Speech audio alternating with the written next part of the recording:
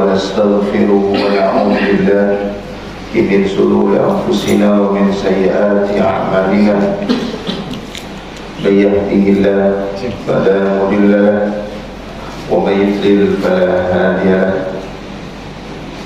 أشهد أن لا إله إلا الله وأشهد أن محمدا عبده ورسوله لا نبي ورسول بعده. Jamaah salat subuh rahimani wa rahimakumullah. Kita sekarang masuk ke bab inti ajaran agama Nabi Ibrahim alaihissalam. Di sini disebutkan di dalam kitab I'lam arsyadakallahu li ta'atihi. Ketahui pula semoga Allah Subhanahu wa ta'ala senantiasa memberimu petunjuk dalam menjalankan ketaatan kepada Allah Subhanahu wa ta'ala. Annal hanifiyyata millata Ibrahim, bahwasanya al-hanifiyah maksudnya agama Nabi Ibrahim alaihissalam, an ta'budallaha wahda, mengajarkan agar engkau menyembah Allah semata. Jadi agamanya Nabi Ibrahim agama tauhid. Karena tugasnya para nabi semuanya menyampaikan risalah tauhid kepada umatnya. Ini dakwanya Nabi itu semuanya tauhid, Pak. Ya, sebagaimana Allah Subhanahu wa ta'ala berfirman, A'udzu billahi minasy syaithanir rajim. Bismillahirrahmanirrahim. Wa laqad ba'atsna, dan sungguh kami utus, kata Allah Subhanahu wa ta'ala, fi kulli ummatin, pada setiap umat, ani'budullah, agar tiap-tiap umat itu, ya sekali lagi saya ulangi, walaqad ba'atsna fi kulli ummatin rasulan, dan sungguh kami utus pada tiap-tiap umat itu seorang rasul. Ani'budullah, tugasnya para rasul itu mengajak umatnya itu hanya beribadah kepada Allah. Ya, wajtanibut taghut, dan melarang umatnya jangan sampai menyembah syaitan atau menyembah sesembahan selain Allah Subhanahu wa ta'ala.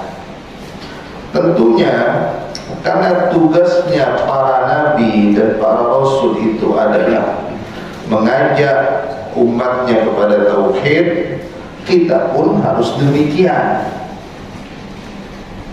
Ya, kita pun harus demikian, melanjutkan ajaran mereka. Bagaimana umat Islam ini benar-benar paham terhadap tauhid.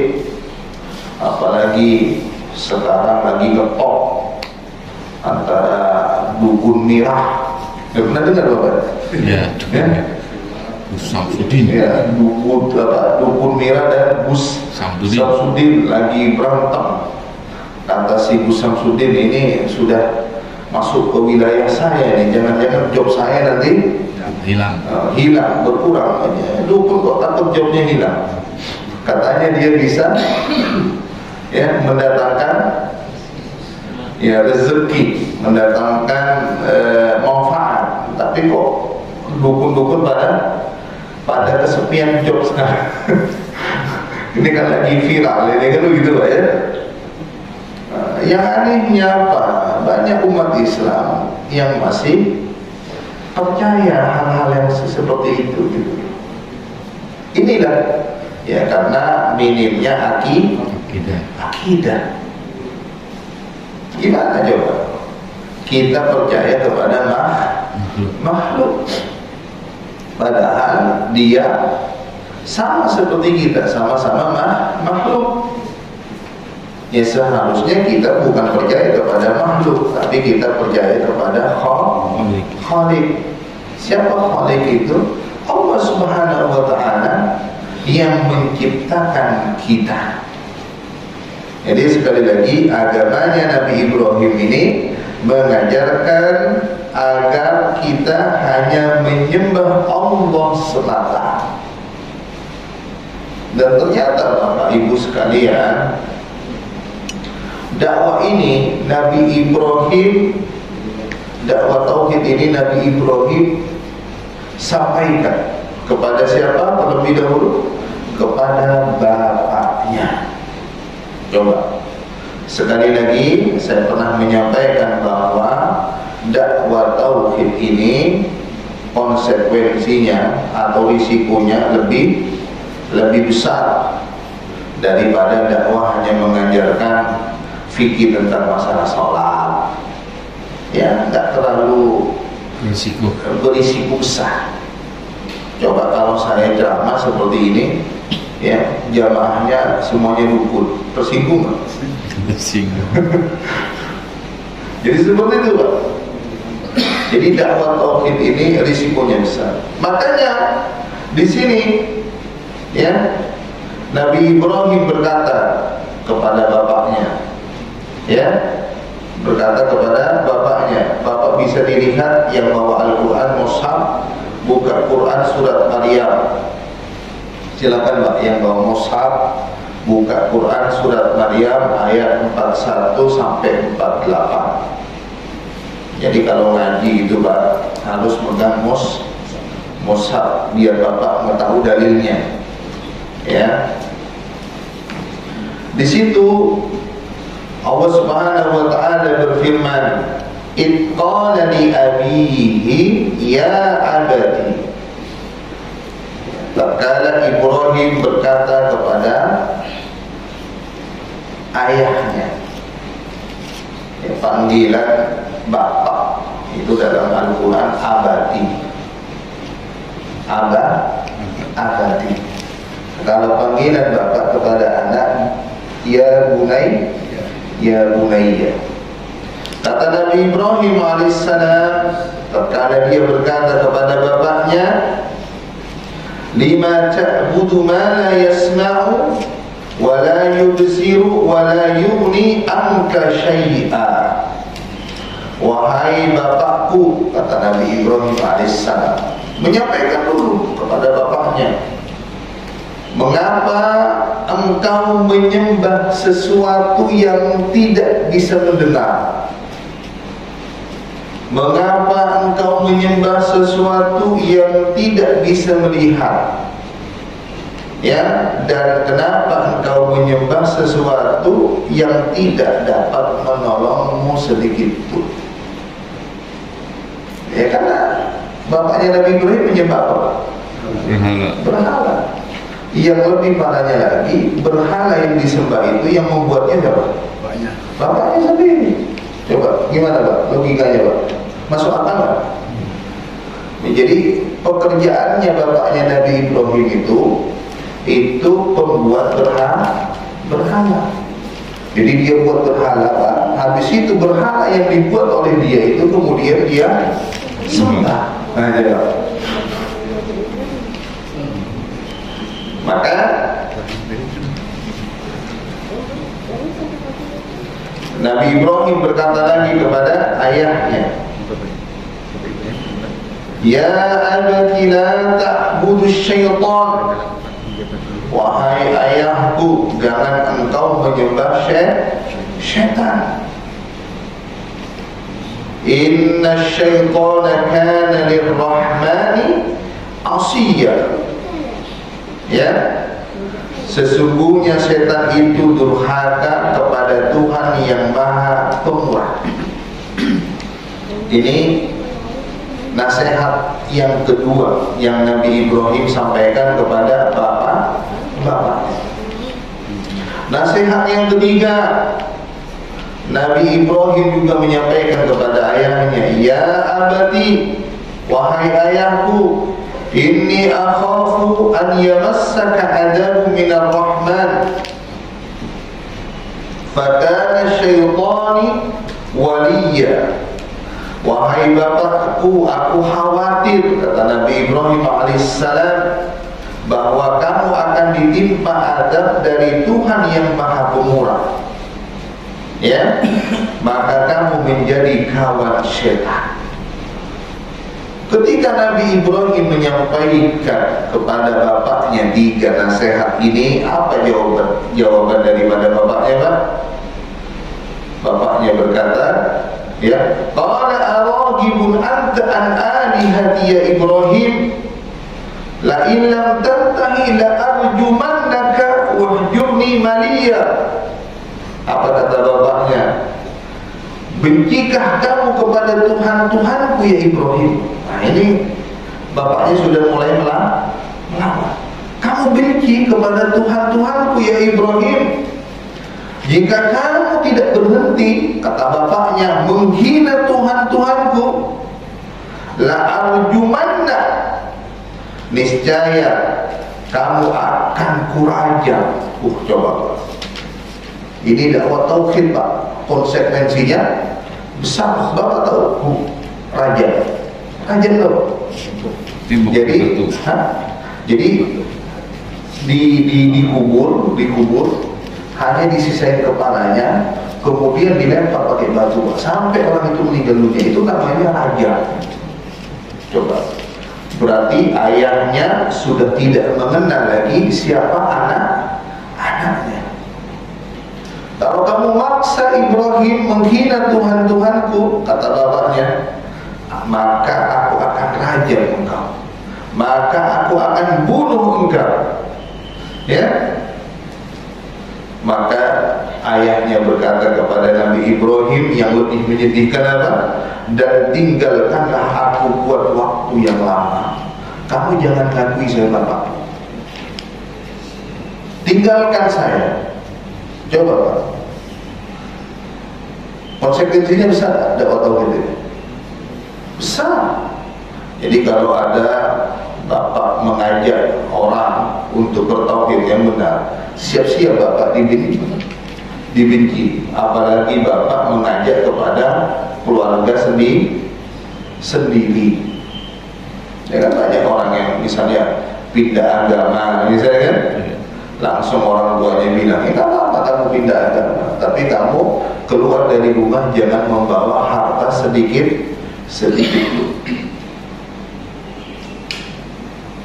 Dan itu banyak dilakukan oleh para sahabat Nabi Sallallahu Alaihi Wasallam ketika mereka memilih mengikuti agama Nabi Muhammad Sallallahu Alaihi Wasallam. Mereka meninggalkan, ya, kekayaan yang mereka miliki sebelum mereka masuk Islam. Maka Nabi Ibrahim tidak putus asa. Meskipun ajakannya tidak diterima oleh bapaknya, tetap Nabi Ibrahim memohon ampunkan untuk bapaknya. Boleh, Pak. Jadi misalnya bapak punya keluarga yang tidak seakidah dengan bapak boleh mendoakan. Ketika mereka masih hidup. Tapi ketika mereka sudah mati, boleh nggak? Nggak nyampe. Boleh nggak, Pak? Bapak punya keluarga, beda keyakinan dengan bapak, kemudian dia meninggal, bapak doakan, nyampe nggak? Nggak nyampe. Nggak nyampe, Pak. Nggak nyampe. Jadi nggak boleh kita mendoakan orang yang beda keyakinan dengan kita ketika mereka meninggal dunia. Gimana kita mendoakan dia agar diampuni oleh Allah Subhanahu wa taala, tapi dia tidak menyembah Allah Subhanahu wa taala? Itu logikanya begitu, Pak. Ya, logikanya begitu. Makanya kalau mereka masih hidup, ya boleh kita mendoakan kebaikan. Seperti yang dilakukan oleh Nabi Ibrahim. Apa ya, perkataan Nabi Ibrahim alaihissalam, qala salamun alaika. Ibrahim berkata, salamun alaika, keselamatan atasmu. Maksudnya keselamatan atas bapaknya. Sa'astaghfiru laka rabbi, aku akan memohonkan ampunan laka bagimu rabbi, kepada Tuhanku. Innahu kana bi hafiyya, ya, sesungguhnya dia sangat baik kepadaku. Coba, meskipun Nabi Ibrahim diancam, ya, mau dirajam, tetap Nabi Ibrahim mendoakan kebaikan. Kalau kita gimana, Pak? Kalau seandainya kita misalnya berdakwah tauhid, kita diancam oleh orang misalnya, kita mendoakan nggak? Doakan. Nah, wah, boro-boro doakan. Paling kita bilang, nggak tahu diri dia. Doakan. Sudah saya ajak kepada kebaikan, ya kan, masih saja marah-marah, ya?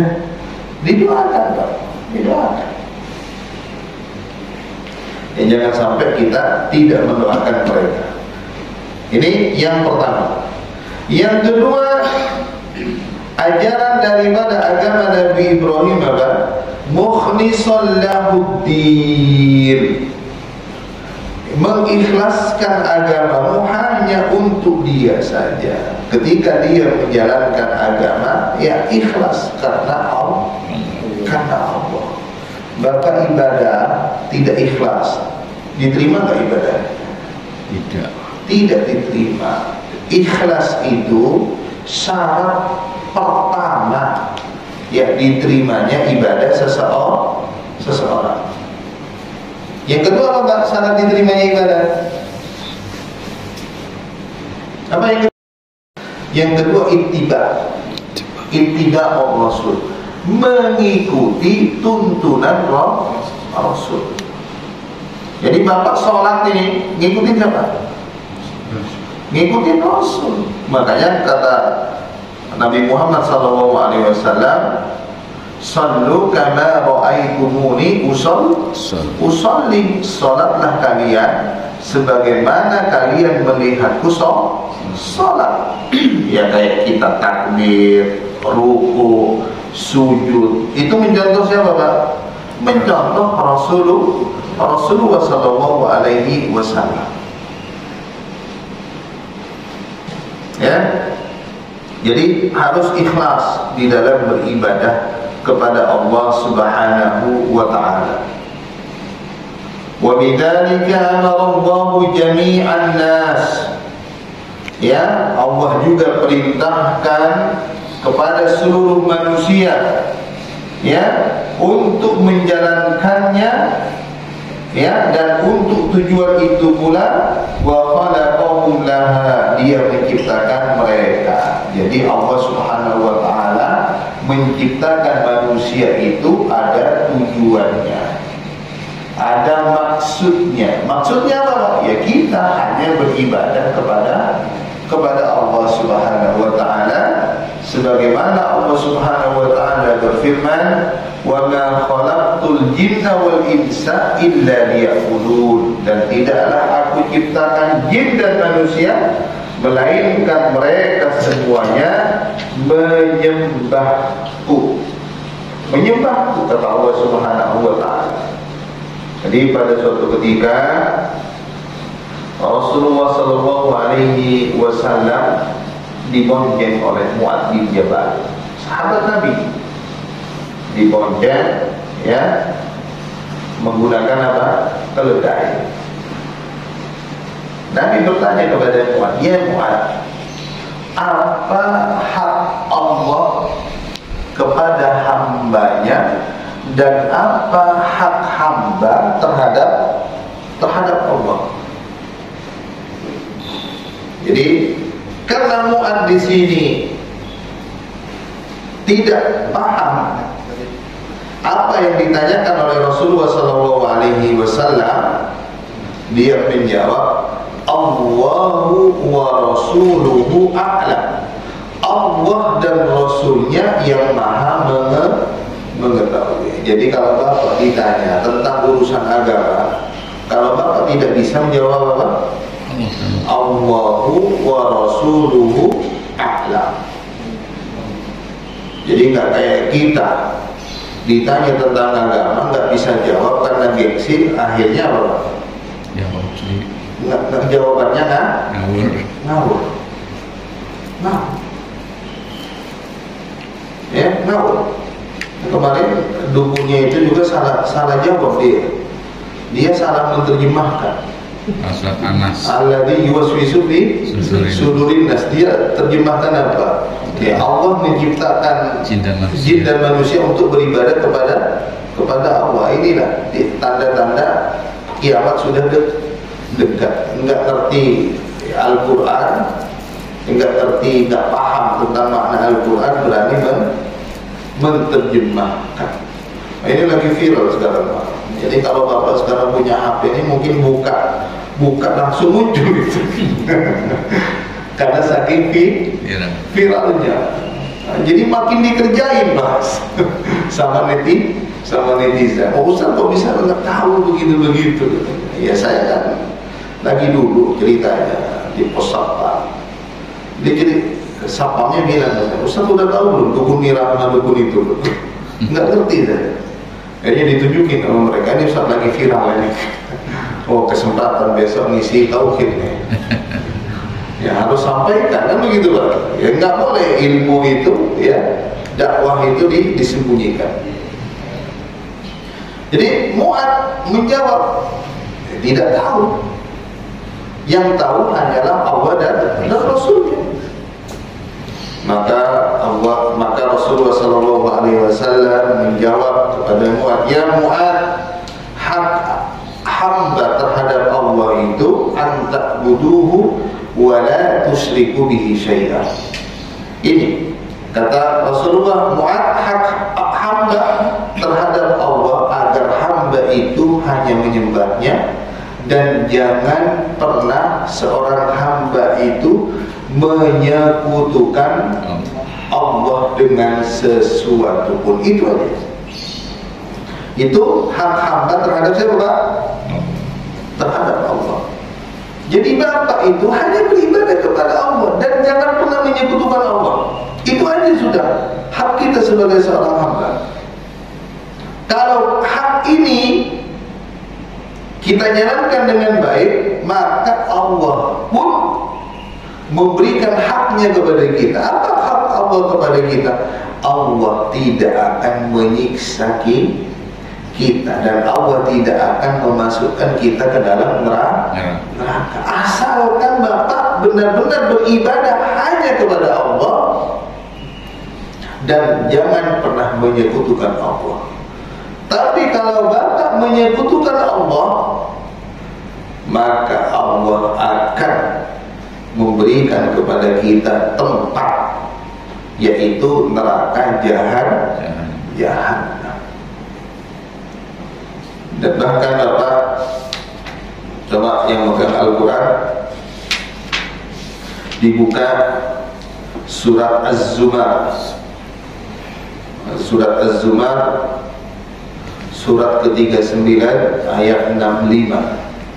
Di situ Allah Subhanahu wa taala berfirman, A'udzu billahi minasy syaithanir rajim.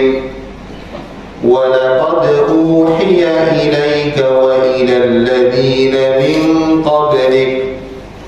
Sesungguhnya telah diwahyukan kepadamu. Maksudnya domir kamu di sini adalah Nabi Muhammad SAW. Jadi kalau Bapak membaca Al-Quran, ada kamu, terjemahannya kamu, itu berarti Nabi Muhammad.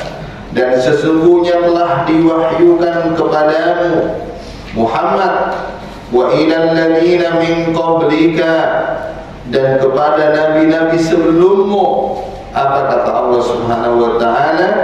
La in asyrakta, jika kamu Muhammad berbuat syirik kepada Allah, la yahbatanna amaluka. Ya, niscaya akan terhapus amalmu. Amal-amal kebaikannya akan terhapus. Wala takunanna minal khasirin, dan tentulah kamu termasuk orang-orang yang merugi. Jadi Nabi Muhammad pun oleh Allah diberi peringatan. Kalau kamu berbuat syirik Muhammad, terhapuslah amal-amal kamu. Jadi ayat ini Pak juga berlaku untuk kita. Jangan sampai kita berbuat syirik. Kalau kita berbuat syirik, maka amal-amal kebaikan yang kita lakukan dihapus oleh Allah Subhanahu wa taala. Ini bahayanya dosa syirik, Pak. Jadi Bapak haji, Bapak berzakat, Bapak sholat, Bapak puasa, tapi Bapak nyembah sapi misalnya, maka pahala-pahala yang Bapak kumpulkan, yang Bapak tabung itu semuanya itu akan lenyap, akan hilang, akan musnah, akan binasa. Jadi nggak main-main terhadap dosa syirik, Pak. Jangan pernah Bapak bermain-main dengan dosa syirik. Jadi Nabi Muhammad pun oleh Allah diberi peringatan. Jangan kamu melakukan dosa syirik. Tapi kalau para Rasul, insya Allah mereka itu benar-benar memurnikan ibadah hanya kepada Allah. Karena memang tugasnya mereka itu mendakwahkan apa? Tauhid. Hanya mengesahkan Allah Subhanahu wa ta'ala. Jadi sekali lagi, kalau Bapak beribadah hanya kepada Allah dan tidak menyekutukan Allah, insya Allah kita akan masuk ke dalam surga. Tapi sebaliknya, kalau kita tidak menyembah Allah dan kita menyekutukan Allah, maka tempat kita adalah neraka jahanam. Di sini dijelaskan di dalam kitab Al-Usul Tsalatsa, 3 landasan pokok. Nabi Ibrahim alaihissalam adalah bapak para nabi. Karena memang keturunannya itu memang semuanya menjadi nabi. Anaknya Nabi Ibrahim berapa, Pak? 2. Yang pertama Nabi Ismail. Yang kedua Ishak. Jadi yang keturunan Ishak ini, anaknya Ishak siapa? Yakub. Anaknya Yakub siapa? Yusuf. Yang punya 11 saudara. Ya, Yusuf. Dan terus ke bawah. Nabi semuanya itu keturunan Nabi Ibrahim. Kalau Nabi Muhammad itu keturunan dari Nabi Ismail. Makanya Nabi Ibrahim itu diberi julukan apa? Abul Anbiya. Maksudnya bapaknya para nabi. Karena keturunannya menjadi nabi semua. Jadi kalau bapak ingin punya keturunan anak yang soleh, jadilah orang soleh. Jadi kalau bapak tidak ingin punya anak yang soleh, ya jangan jadi orang soleh. Simpel aja kan begitu. Ini Nabi Ibrahim ini di samping dia mendapatkan julukan Abul Anbiya, yang kedua Nabi Ibrahim apa julukannya, Pak? Salah satu nabi yang mendapatkan gelar Ulul Azmi. Nabi yang benar-benar sudah teruji tingkat kesabarannya. Jadi kesabarannya ini nggak bisa ditandingi, Pak, Nabi Ibrahim alaihissalam. Ya, dan Nabi Ibrahim juga salah satu nabi yang Allah banyak kasih mukjizat. Di antaranya apa? Dibakar tidak bisa, malah api menjadi dingin. Nah, ini mukjizatnya Nabi Ibrahim. Ya. Kemudian Nabi Ibrahim di sini, Pak, ya, ajaran yang dibawa oleh Nabi Ibrahim ini agama yang jauh dari syirik. Beliau Nabi Ibrahim alaihissalam seorang muslim, sama seperti kita, dia muslim. Jadi kalau Bapak ditanya apa agamanya Nabi Ibrahim, muslim. Orang yang berserah diri kepada Allah Subhanahu wa taala, muslim. Nabi-nabi sebelum Nabi Muhammad itu semuanya muslim. Semuanya muslim. Jadi Bapak nggak usah bingung kalau ditanya agamanya Nabi Ibrahim apa? Nggak tahu. Muslim. Orang yang berserah diri kepada Allah. Dalilnya mana, Ustaz? Bapak buka surat Al-Imran, surat ketiga, ayat 67. Jadi sekali lagi, jadi kalau nanti kajian lagi Bapak bawa catatan, bawa Al-Quran, ya kan bisa dicatat ayat-ayatnya itu, ya.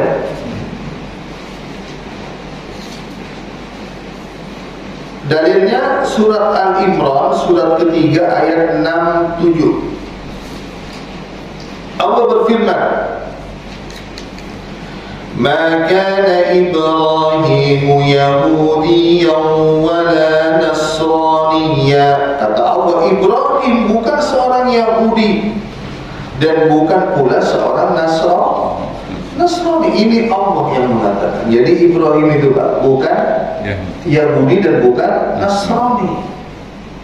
Walakin kana hanifa, akan tetapi dia adalah seorang yang hanif, yang lurus, muslimah, dan seorang yang muslim. Dan dia, ya maksudnya orang yang berserah diri kepada Allah. Wa ma kana minal musyrikin, dan dia tidak termasuk orang-orang musyrik. Gimana, Pak? Dalilnya jelas enggak? Jelas, Nabi Ibrahim itu bukan orang Nasrani, bukan orang Yahudi, tapi dia seorang manusia yang lurus, hidupnya lurus. Itu Nabi Ibrahim alaihissalam, enggak pernah niko-niko. Kalau kita gimana, Pak, dalam hidup kita, Pak? Suka apa, mincong-mincong? Enggak. Iya. Padahal agama ini sudah lurus. Yang membengkokkan agama ini siapa, Pak? Ya kita, Pak, kita. Agama Islam ini agama yang lurus, tinggal kita ngikutin aja, Pak. Karena ajarannya sudah jelas gitu. Kenapa justru kitanya dari umat Islam yang membelokkan ajaran yang lurus itu gitu. Emang itu, Pak? Ada yang mau merubah Islam menjadi Islam apa? Islam merah putih. Ya kan, Islam udah ajarannya jelas gitu. Kenapa masih dibengkokkan lagi? Masa? Tinggal kita pelajari aja, ya. Enggak usah kita berbuat macam-macam. Jadi sekali lagi, Nabi Ibrahim di sini adalah agamanya agama Islam, sama seperti kita. Kemudian kita sekarang masuk ke selanjutnya. Wa a'dhamu ma amarallahu bihi at-tauhid. Teragung, perkara yang paling besar yang Allah perintahkan kepada manusia itu at-tauhid, agar mereka bertauhid. Apa tauhid itu?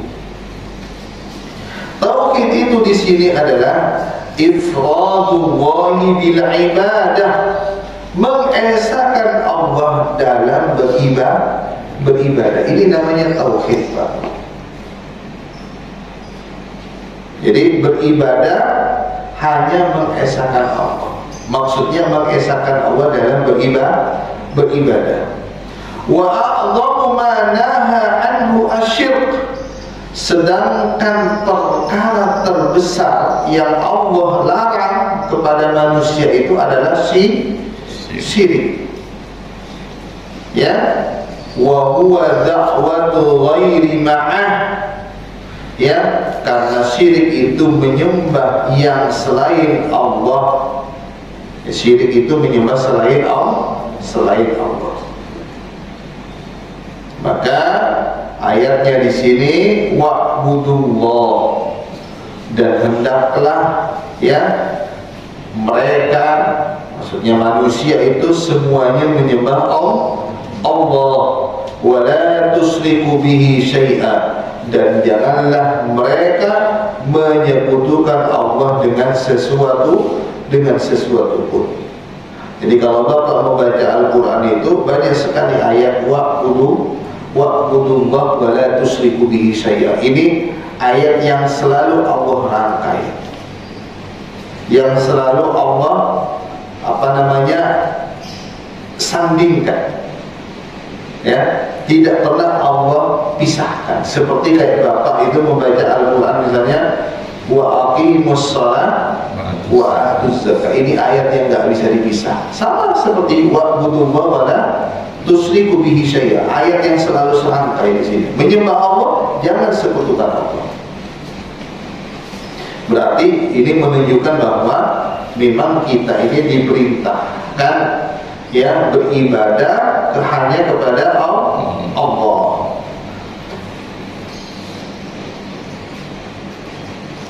Ya, di sini ayatnya ada di surat An-Nisa surat keempat ayat 36.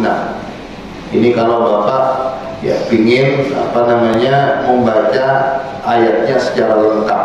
Di situ Allah berfirman, wa'budullaha wa la tusyriku bihi syai'a, dan sembahlah Allah dan janganlah kamu mempersekutukannya dengan sesuatu pun.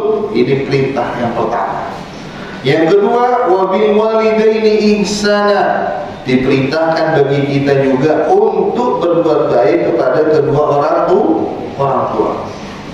Yang ketiga, wabidil qurba, dan diperintahkan juga kita untuk berbuat baik kepada kerabat, baik kerabat dari kita ya dari pihak kita laki-laki ataupun kerabat dari pihak istri kita. Wal yatama, diperintahkan juga berbuat baik kepada anak yatim. Apa anak yatim? Anak yatim itu pengertiannya adalah idza mata abuhu wa lam yablugh, bapaknya meninggal dunia dan dia masih belum balik. Kalau bapak yatim atau yatim? Udah bukan yatim lagi. Kalau kayak saya bukan yatim lagi, karena saya sudah balik. Patokan yatim itu bapaknya meninggal dia belum balik. Wal masakin, kita diperintahkan juga untuk berbuat baik kepada orang miskin. Ya, orang miskin itu maksudnya dia punya penghasilan, tapi penghasilannya pas-pasan, miskin kan. Wal jaridil qurba, diperintahkan untuk berbuat baik kepada tetangga dekat. Harus berbuat baik. Kalau bapak masak, kasih tetangganya. Bahkan Nabi memerintahkan kalau masak perbanyak kuahnya, biar tetangganya maksudnya kebagian. Kemudian wal jaridil qurba, diperintahkan juga untuk berbuat baik kepada tetangga jauh. Ya. Wassahibi bil jambi, diperintahkan juga untuk berbuat baik kepada teman sejawat. Ya, enggak boleh kita tidak menjalin hubungan dengan teman kita. Wa ibnis sabil, berbuat baik kepada ibnis sabil. Ya. Kemudian ada juga ayat di surat Al-An'am ayat 151 sampai 152. Ini juga perintah ya kepada kita agar kita jangan berbuat syirik kepada kepada Allah Subhanahu wa taala. Ini kita sebut dengan apa? Dengan ayat yang di dalamnya mengandung nasihat ya, atau mengandung 10 wasiat. Ya, coba Bapak dibuka surat Al-An'am ini, 10 wasiat Allah Subhanahu wa taala yang disampaikan kepada Nabi Muhammad SAW. Apa 10 wasiat itu? Yang pertama adalah alla tusyriku bihi syai'a. Wasiat yang pertama, janganlah manusia itu menyekutukan Allah. Ini Pak, selalu Allah taruh di paling atas. Seperti misalnya Bapak pernah baca surat Luqman. Apa wasiat yang pertama kali disampaikan Luqman kepada anaknya? Sembahlah Allah, jangan pernah engkau menyekutukan Allah. Itu nasihat atau wasiat yang pertama Pak. Kalau Bapak ajarin kepada anaknya, apa yang Bapak ajarkan pertama kali kepada anaknya? Coba Bapak jawab dengan jujur. Nah, kamu sekolah yang pintar, biar kamu nanti mendapatkan pekerjaan yang baik. Pernah nggak Bapak menanamkan kepada anaknya tauhid? Nah, Tuhan Bapak dan Tuhan kamu itu Allah yang Maha Esa. Dia yang memberikan kepada kita rezeki. Dia yang menciptakan kita. Pernah nggak kita menyampaikan seperti itu kepada anak-anak kita? Jarang Pak, jarang. Justru anak kita sekarang kita arahkan kepada apa Pak?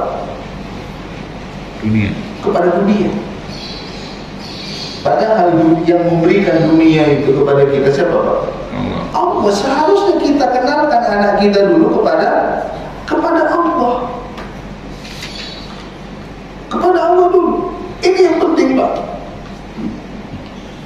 Makanya kadang saya sedih gitu, karena saya di Cibubur itu ya diminta untuk menjadi salah satu penasehat di TPA. Ternyata hampir setiap 2 minggu sekali itu ada santrinya yang resign, berhenti dari TPA. Ketika saya tanya sama para gurunya, kenapa anak ini kok berhenti? Ini Ustaz ingin melanjutkan les umumnya. Jadi justru belajar Al-Qur'annya ditinggalkan. Ini sangat minim. Ya, akidahnya gimana coba? Soalnya kalau waktunya dipakai untuk ngaji Ustaz, terbengkalai pelajaran umumnya. Makanya Bapak lihatlah sekarang generasi anak muda sekarang, apalagi di Bandung ada yang lagi ngetren sekarang mendunia fashion. Nah itu anak-anak kita seperti itu sekarang Pak. Ya. Sudirman Tamrin. Ya. Sama nilai-nilai agama jauh sekali Pak. Ini tugas kita Pak, sebagai orang tua. Anak-anak kita itu nongkrongnya sekarang itu bukan di masjid Pak. Di mana? Di mall, kafe. Coba warung-warung kopi coba. Benar nggak Pak? Iya. Saya Pak, tadi berangkat dari Cibubur. Saya pokoknya setiap hari Sabtu saya selalu nginep di Cibubur. Saya kan tadi berangkat dari Cibubur. Rumah dekat di sini Pak. Saya awalnya lewat di jalan biasa, di jalan alternatif Cibubur, macet Pak. Padahal itu jam 3:30 subuh bisa macet Pak. Ternyata jalan rayanya Pak dipakai balapan motor sama anak muda. Ditutup Pak, mereka yang punya jalan sendiri udah. Mana polisinya? Akhirnya Pak, terpaksa saya muter balik lewat tol jadinya Pak. Saya kalau malam itu lewat tol itu nggak terlalu berani Pak, karena saya ngantuk kan malam. Saya udah bismillah aja lah, mudah-mudahan nggak ngantuk. Alhamdulillah nggak ngantuk. Justru ngantuknya pas nyampe ke sini Pak. Jadi itu jalan itu ditutup oleh mereka, dijadikan apa? balapan motor di situ. Coba, ini anak-anak kita, Pak, generasi, ya, generasi sekarang. Coba kalau tugasnya DKM ini, coba lah, didata anak-anak yang aktif ke masjid itu, dibina mereka. Kalau perlu DKM-nya manggil siapa yang bisa mendidik anak, yang memang faknya pintar mendidik anak, itu datangkan, nggak apa-apa. Meskipun kita mengeluarkan uang, bagaimana mereka itu akidahnya itu benar, Pak. Bapak coba, kalau melihat remaja-remaja sekarang, coba, terutama yang perempuan, mereka pulang ke rumah jam 1 malam, jam 12 malam, tapi orang tuanya merasa biasa. Ini hal yang biasa, enggak Pak? Dianggap biasa. Bapak punya anak perempuan pulang tengah malam, pulang pagi-pagi misalnya, itu dianggap biasa, seolah-olah nggak ada yang terjadi gitu kan. Coba di zaman Nabi, di zaman sahabat, perempuan itu sebelum maghrib mereka sudah masuk ke rumahnya, ya, masuk ke rumah. Jadi nasihat yang pertama di sini adalah jangan menyekutukan Allah. Ini yang selalu Allah taruh di awal. Karena kalau orang akidahnya benar, dia tidak akan menyimpang di dalam menjalankan hidupnya. Yang kedua adalah diperintahkan untuk berbakti kepada kedua orang tua. Nah, coba, sesudah kita diperintahkan untuk beribadah kepada Allah dan jangan menyekutukan Allah, pasti di bawahnya Allah berbuat berbakti kepada kedua orang tua. Ini menunjukkan bahwa berbakti kepada orang tua ini bukan perkara yang main-main. Dan bahkan di dalam sebuah hadis disebutkan Allah ridho kepada kita kalau kita berbakti kepada kedua orang tua. Allah marah kepada kita kalau kita marah kepada kedua orang tua kita. Jadi kalau Bapak masih punya orang tua gitu kan, sekarang berbaktilah kepada mereka. Ya, insya Allah Allah ridho kepada kita. Jangan sampai kita menyakitin orang tua. Kalau Bapak ingin sukses dunia akhirat, berbaktilah kepada orang tua. Insya Allah Bapak sukses. Kalau nggak percaya, buktikan. Saya Pak, ketika ikut tes-tesan masuk kuliah dulu, pada saat itu yang daftar 12.000, yang diterima hanya 120. Saya selalu telepon ibu saya, Pak, tolong doakan saya Bu, saingan saya ini banyak sekali. Selalu nak, kamu lulus insya Allah nak, yakin nak? Benar Pak, ketika pengumuman saya lulus Pak. Saya yakin doa orang tua saya pasti dikabulkan oleh Allah Subhanahu wa Ta'ala. Dan saya setiap pulang saya selalu bilang kepada ibu saya, tolong ridho ibu langkah-langkah saya. Kemana saya melangkah, ridhoi. Tapi ibu saya berpesan, tapi untuk kebaikannya jangan sampai kamu melangkah yang salah. Kalau kamu melangkah yang benar, ibu selalu ridhoi. Jadi seperti itu Pak. Jadi kalau Bapak ingin sukses, berbaktilah kepada kedua orang tuanya. Apalagi Bapak misalnya masih punya kedua orang tua yang masih hidup, nah ini kesempatan bagi kita. Bagi yang meninggal, tetap kita berbuat baik kepada kedua orang tua kita dengan bersedekah atas namanya, yang mengumrohkan atas namanya, mungkin mewakafkan ya atas nama mereka. Ini salah satu birrul walidain. Mungkin ini dapat saya sampaikan. Insya Allah kita lanjutkan pertemuan atau kajian tauhid di pekan keempat nanti di bulan ini, dan saya menghimbau kepada bapak-bapak ya, agar selalu memperhatikan ini Pak ya, prokes, karena saya kemarin sekeluarga positif. Jadi saya sekeluarga kemarin positif dan 3 hari demamnya Pak. Gejalanya sih nggak terlalu berat, cuma demam aja sama kepala pusing. Jadi alhamdulillah ketika istirahat, isolasi, alhamdulillah bisa negatif lagi dan bisa beraktivitas kembali. Kita tutup dengan doa waktu majelis. Subhanakallahumma wa bihamdika asyhadu an la ilaha illa anta astaghfiruka wa atubu ilaik. Assalamualaikum warahmatullahi wabarakatuh.